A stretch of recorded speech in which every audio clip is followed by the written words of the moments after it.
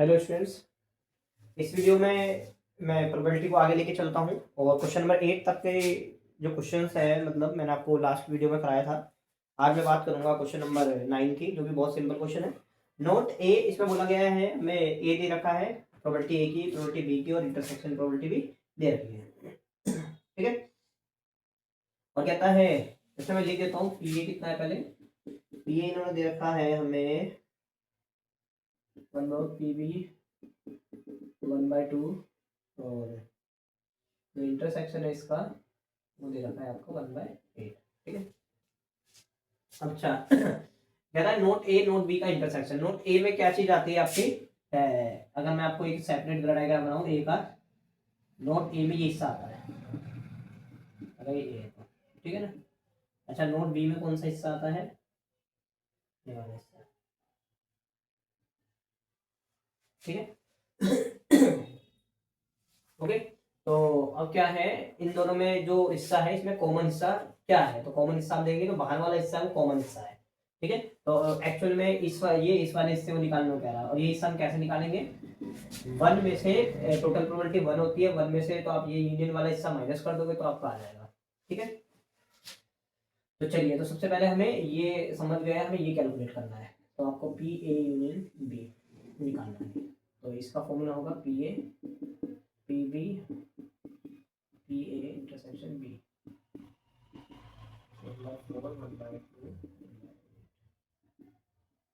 ठीक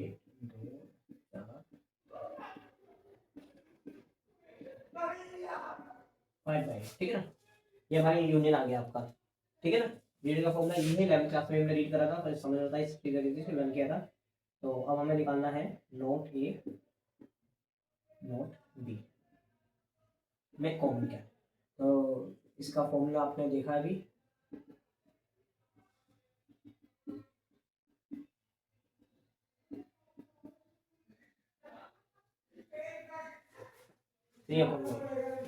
okay, copy करिए इतने आप, पॉज करके।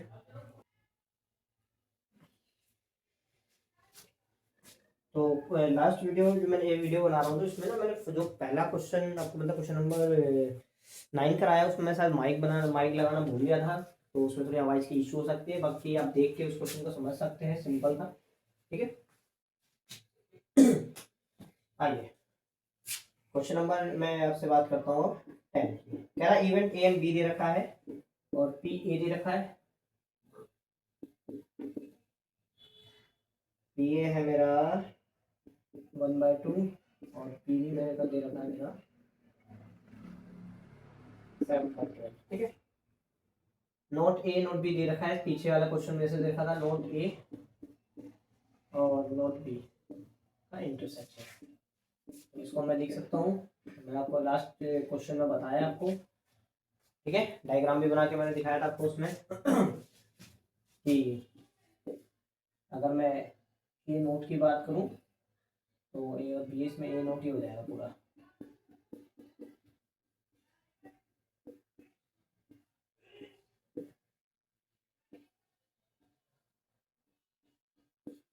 और बी है नोट बी नोट बी। ठीक है ना। और इसमें जो कॉमन हिस्सा है वो बाहर का है, इसमें जो कॉमन हिस्सा मैं देखूंगा तो बाहर का होगा।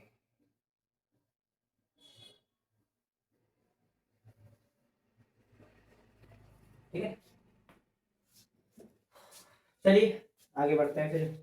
तो इसमें पूछा है कि चेक करो कि इंडिपेंडेंट है इवेंट है या नहीं, तो हम क्या करेंगे, कुछ भी इसमें हाँ, इससे ना पहले मैं यूनियन निकाल लूंगा। मैं यूनियन, ये दे रखा है 1/4 1 माइनस पी इंटरसेक्शन बी, और पी ए में बी क्या हो जाएगा 1 माइनस 1/4 3/4। ठीक है। अब P A intersection B minus B P A P B P A intersection B. ठीक है। 3 में 4 और 1 में 2 7/12 पी ए इंटरसेक्शन बी। ठीक है। 6 + 7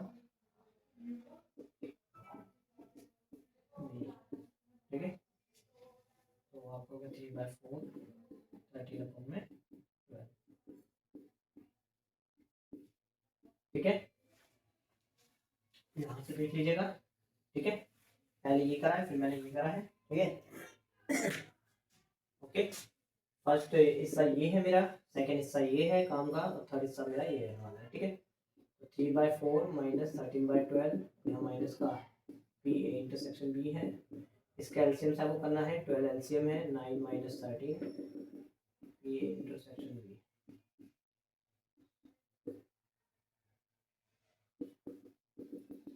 P A intersection B,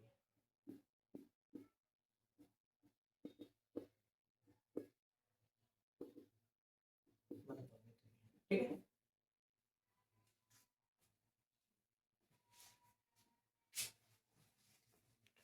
clear है? तो अभी मेरा इंटरसेक्शन आ चुका है। अब मैं इसमें छोटी सी बात बच्ची यहाँ लिख देता हूँ। ठीक है, अब ये चेक करना है कि P A into P B का मल्टीपल इसके बराबर आ रहा है या नहीं आ रहा है इंटरसेक्शन के। 7/12 तो नहीं आ रहा जी, ये तो 24 आ रहा है, जबकि ये पी ए इंटरसेक्शन बी क्या है 1/3 है। तो हम बोलेंगे so A and B are not independent event.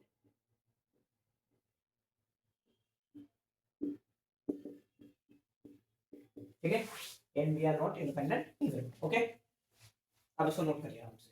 ठीक है, पॉज करके नोट करिए, मैं आगे बढ़ता हूँ नेक्स्ट क्वेश्चन की। तो स्टूडेंट क्वेश्चन नंबर मैं 11 पे आ गया हूँ।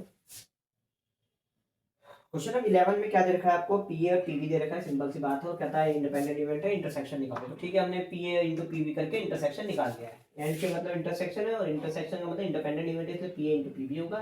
इनमें 0.2 0.6 वैल्यू होगी, 0.1। अब दूसरा केस मैं आपको बता रहा हूँ, क्या बोल रखा है कि इसकी वैल्यू निकालो इंटरसेक्शन के ए और नोड बी। तो देखिए ए का तो अगर मैं ग्राफ बनाऊं तो ऐसा होगा, मतलब ए और एक नोड बी में कॉमन देखना है, और नोड बी का डायग्राम ऐसा होगा। अगर मैं इनमें कॉमन देखो तो ये वाला जो हिस्सा है, ये वाला हिस्सा कॉमन है, ये वाला हिस्सा। तो अब मैं इसे कैसे लिखूंगा, मैं लिखूंगा इसे कि ये क्या है, पी ए में से कॉमन वाला हिस्सा घटाया गया है। तो पी ए कितना है 0.3 है, और इंटरसेक्शन 0.18 है, तो 0.12 आ जाएगा। ठीक है, ओके। तो अब यूनियन निकालने को बोला है, पी ए पी बी ए कितना है आपका 0.3 है, ये 0.6 है, ये कितना हो गया आपका 0.18। ठीक है, 0.90 0.7। ठीक है, ओके। आइए फोर्थ पार्ट करते हैं इसका। देख लीजिए, ऐसे इसमें ही थोड़ी सी कहानी है, बाकी ये तो सिंपल चीजें हैं। और का मतलब यूनियन से होता है, इसमें और लिख रखा है तो मैंने डायरेक्टली यूनियन लिख दिया है। ठीक है ना। अच्छा, पी बी बोला है। अच्छा, मैंने इसको थोड़ा रफ कर देता हूँ, अभी आगे की बात करता हूँ आपसे। नोट कर लीजिएगा पॉज करके मेरे को किसी सिचुएशन में। ठीक है, आइए फोर्थ करते हैं। फोर्थ पार्ट में क्या बोला गया है, neither A nor B. Neither और नॉर का मतलब क्या होता है, वही वाली सब कि ना ही ए हो ना ही बी हो, उसका मतलब बाहर वाला हिस्सा। अब बाहर वाला हिस्सा कैसे निकलेगा,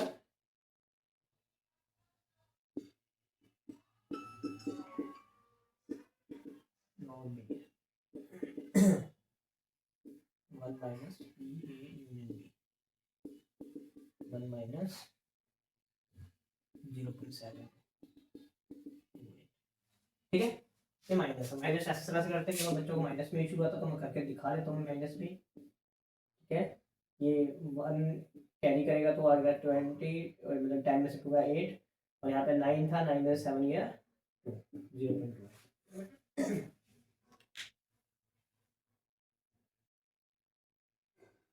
ठीक है, ना कॉपी करिए, मैं नेक्स्ट क्वेश्चन के लिए देखता हूँ आपको।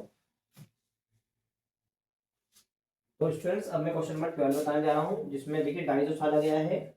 जिसमें की बात करें, डाइज इज टॉस ट्वाइस, 3 बार उछाला जाता है। ठीक है, अच्छा ऑड और इवन की बात करी है कहता है ऑड नंबर एटलीस्ट एक बार और आ जाए कम से कम, तो इसकी प्रोबेबिलिटी निकालो। ठीक है, तो आप सबसे पहले देखिए ऑड की प्रोबेबिलिटी 1/2 है, इवन की प्रोबेबिलिटी भी 1/2 है। ठीक है ना। अच्छा, ऑड कम से कम एक बार आ जाए तो अगर मैं बात करूं यहाँ पे probability probability of odd at least one time, ठीक है ना। तो आप देखोगे यहाँ पे ओड की प्रोबेबिलिटी 1/2 है। इसके कराने के बाद दो तरीके हैं, मैं दोनों से आपको बताना चाह रहा हूँ, इसलिए मैंने इतना कुछ लिखा है इसमें, ठीक है ना।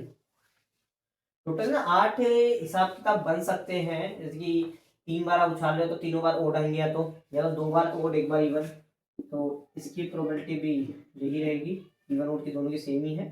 तो अगर मैं देखूँ तो इसका आ रहा है 1/8, ऐसे इसका भी 1/8 आ रहा है। तो हमें कम से कम क्या नाम है, ये नहीं चाहिए, बाकी सब चाहिए। ये भी आ जाए तब भी हम जीत जाएंगे, तीनों बार ओड आ जाए, या 2 बार ओड आ जाए तब भी हम जीत जाएंगे, अगर 2 बार इसमें भी ओड है जीत जाएंगे, इनमें भी हम जीत जाएंगे, क्योंकि 1 बार ओड है इसमें। मतलब तो एटलीस्ट का मतलब था कम से कम, ज्यादा आ जाए कोई दिक्कत नहीं है, ठीक है ना। ओके। जैसे बच्चों को अपने जब कोचिंग पढ़ाता हूँ तो फीस की बताए थे कम से कम ये फीस, और बच्चे को लगता है सर आप मेहनत ज्यादा कर रहे हो, तो अगर बच्चा 200 400 100 200 एक्स्ट्रा देना चाहता है तो उसके लिए मना नहीं कर सकता, ठीक है। Okay, it's just fun, not seriousness. तो मैं आपको बता रहा हूँ कि ओड का मतलब एटलीस्ट का मतलब कम से कम, ज्यादा आप कुछ भी कर सकते हैं, ठीक है ना। ओके, ठीक है। तो अगर मैं देखूँ इसमें 7 जगहों पे हम हमारी बात सही हो रही है, मतलब जीत रहे हैं, कम से कम एक ओड इन 7 बातों में इवेंट्स में आ रहे हैं, तो इसका मतलब 1/8 1/8 करके 7 बार आएगा ऐसे, ठीक है। ठीक है, ये पॉजिटिव पर्सपेक्टिव है कि जो जो हमें चाहिए उसको हमें निकाल लिया। तो अगर आप देखें तो 7 1 + 1 + 1 + 1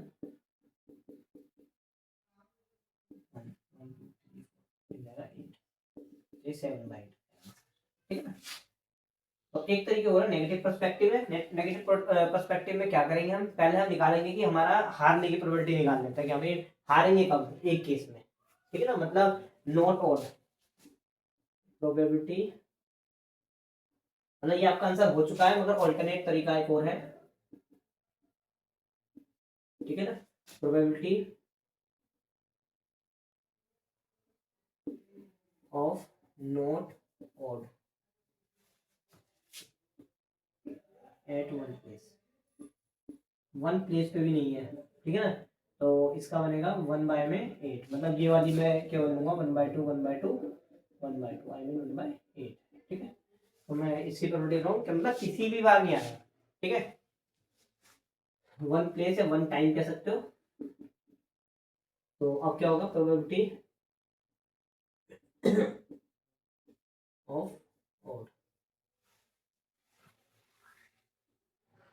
eight least one time, at least का कम से कम एक बार,